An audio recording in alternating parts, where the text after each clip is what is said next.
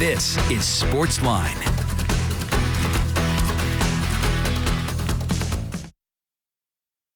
Good evening. Welcome to SportsLine here on News Channel 5 Plus. I'm Jon Burton with you for the next hour. Great to have you with us. Your phone calls, as always, are welcome. 737-7767.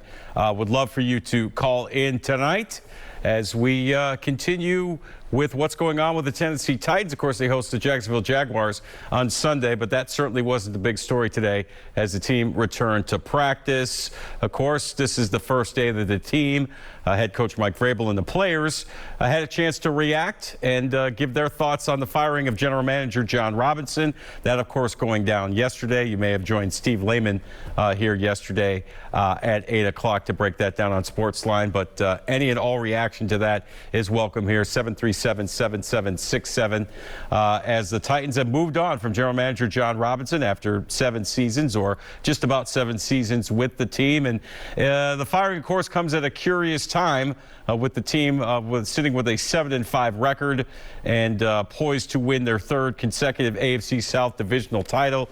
Now, admittedly, this is a bad division. The rest of the division has been horrible all season, although the Jacksonville Jaguars have picked up play a little bit as things have gone on. But the Titans, the only team with a above 500 record. Their magic number is 2 to clinch the division, so it is pretty much a fait accompli. But controlling owner Amy Adams-Strunks and more than likely head coach Mike Vrabel not happy with the direction of the team in terms of roster building. And it really came to a head last Sunday in Philadelphia when the Titans lost to the Eagles 35-10. And not only that, to add injury to insult, A.J. Brown, the guy that they traded away last spring on draft night to the Eagles, torches them for 8 catches, 119 yards, and 2 touchdowns. And that was probably the straw that broke the camel's back. And you look at Jon Robinson's tenure as general manager, certainly a lot of hits, but certainly also a lot of misses, too, in both the draft and the free agency. Obviously, you look at the free agency signings, Vic Beasley, Jadeveon Clowney did not work out. Julio Jones, unfortunately, did not work out. And then you look at some of the draft picks. Isaiah Wilson, first and foremost, their top draft pick from a couple of years ago, does not even make the team. He's not even in the league. Was supposed to be their franchise right tackle opposite Taylor Lewan for years to come. That certainly did not work. Kevin Dodd, the defensive lineman out of Clemson, who is, I believe, a 3rd-round pick or a 2nd-round pick, I believe. He did not pan out. And, of course, they traded up to get Dylan Radins, who has had his share of struggles, not a regular member of that Titans offensive line. And last year's 1st-round pick, Caleb Farley, out of Virginia Tech, the defensive back, is healthy as far as we know.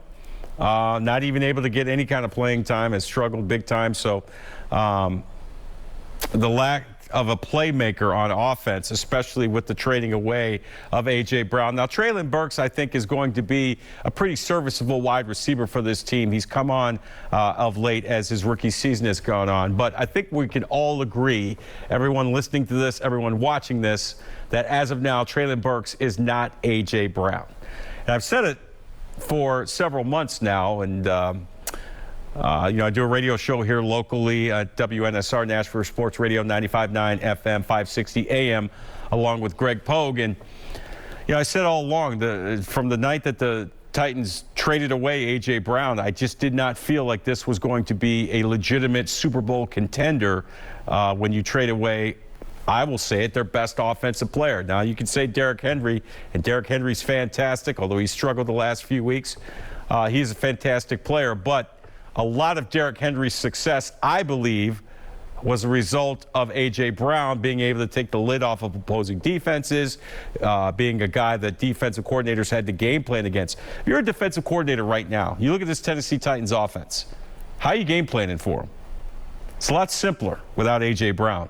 And this is all due respect to Treylon Burks, again, who I think is starting to come on and will be a pretty good wide receiver for the Tennessee Titans if he stays healthy, if he stays productive. But the game plan against the Tennessee Titans these days is pretty simple. Gang up against the run, stop Derrick Henry, and with this offensive line that has struggled mightily, that is not a hard thing to do. and see if one of their outside threats at wide receiver or tight end can beat you. And so far, that wasn't the case. You look at what happened in the Philadelphia game. You get the Titans in 2nd and 3rd and long, and then you bring the heat on 3rd down, 3rd and long. And Ryan Tannehill was running for his life in that game. Got sacked six times, got beat up pretty good in that game. Why? Because there's no dynamic playmakers on the outside. With all due respect to guys like Nick Westbrook-Akina and Cody Hollister, who's hurt now out for the year. Racey McMath, who we believe will perhaps return to the lineup this week. He's back at practice. I know, Kyle Phillips, those guys have been hurt, but even when they've been healthy, this is not exactly a dynamic passing game. This is not exactly, what the Kansas City Chiefs have, what the Rams had last year when they won the Super Bowl, what Joe Burrow and the Cincinnati Bengals have currently right now.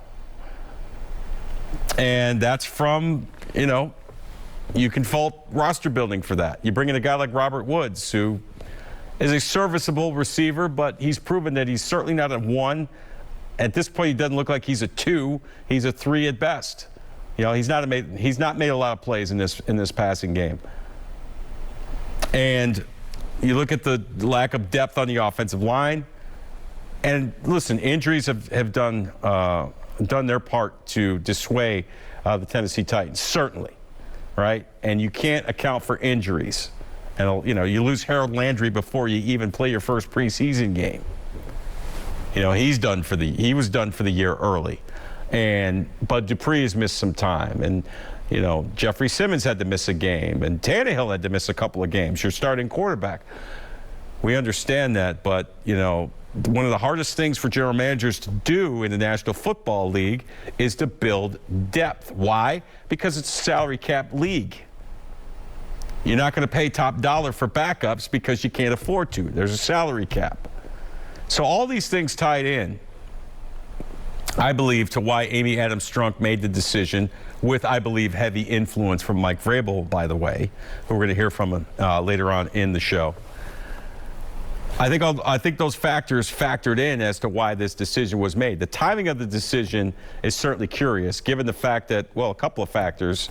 One, earlier this calendar year, the Titans gave Jon Robinson an extension, and now they're firing him. And there are 5 games to go in this season that is currently going on right now. And as we said, the Titans are 7-5. They have a winning record. They're going to win their division. They're going to the playoffs. They're going to host their first playoff game. There's reason to believe that they could win that first playoff game, and then boom, you're into the second round. Get a couple bounces your way. Next thing you know, you're playing for an AFC championship and a right to go to the Super Bowl. So interesting timing for this. A lot of things said at today's media availability for the players and head coach Mike Vrabel. Again, we're going to hear from Mike Vrabel a little bit. Chief among them was the fact that Vrabel says that he was informed of this decision. He was not in on the decision, that Amy Adams-Strunk told him of the decision. He also said that he still maintains a good relationship with Jon Robinson.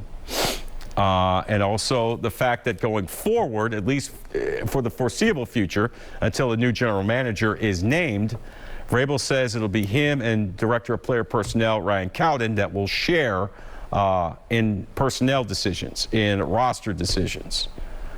And Vrabel was asked, well, who's the tiebreaker? If Vrabel feels one way about a certain roster move, Ryan Cowden feels the other way about a certain roster move, who breaks the tie? And Vrabel did not give the best answer. He didn't seem to prepared for that question. He said it's going to be Amy Adams-Strunk, the controlling owner, which, okay, I kind of find hard to believe. And it's nothing against Amy Adams-Strunk or her ability to evaluate a roster or to build a football team, but I just have a hard time believing that you're going to, lean on your owner when it comes to a personnel matter as to whether or not, hey, are we going to keep this extra linebacker on game day, or are we going to keep an extra safety, wide receiver, et cetera, et cetera.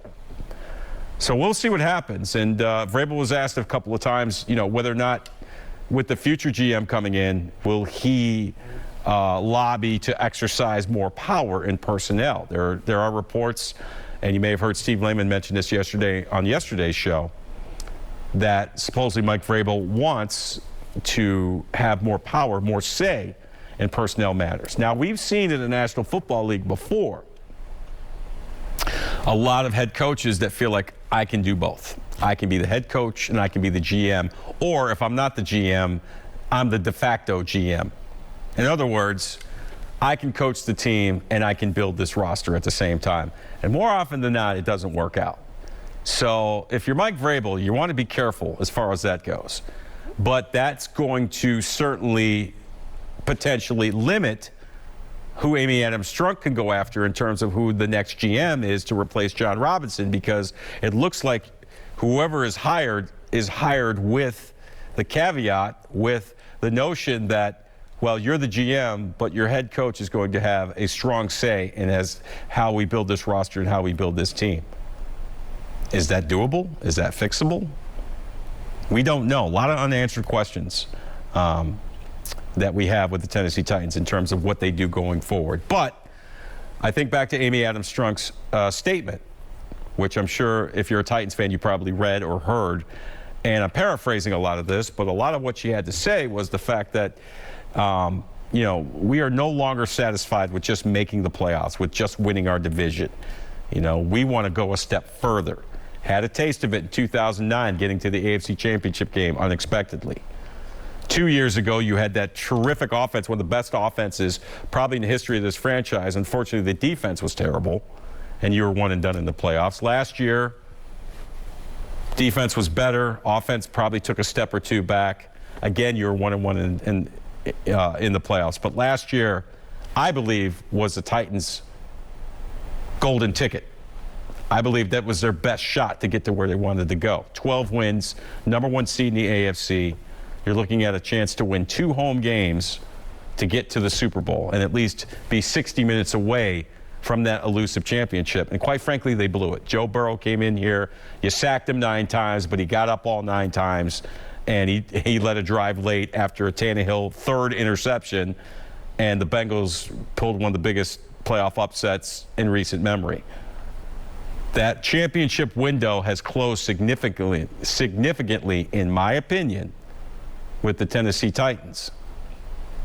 And now, as you look to the future, do you bring Ryan Tannehill back next year? Do you bring Taylor Lewan back next year? Can you sign Jeffrey Simmons, who reportedly has said that he's been told that the Titans don't think they can pay him what he's worth? Are you sold on Malik Willis, who you spent the 3rd-round pick on, to possibly be your next franchise quarterback once Tannehill eventually leaves? So a lot of questions unanswered left for the Tennessee Titans. Again, they're going to get another shot. They're going to be in the tournament this year. Don't know how long they're going to last. And after their season ends, whenever it ends, a lot of questions will need to be answered. All right, it's time for our first break. When we come back, we will hear from head coach Mike Vrabel, who had a very interesting press conference today at Ascension St. Thomas Sports Park. His thoughts, his reaction to the Jon Robinson firing. We also want to hear from you. 615-737-7767. Jon Burton just getting started here on SportsLine on News Channel 5+. Back after this.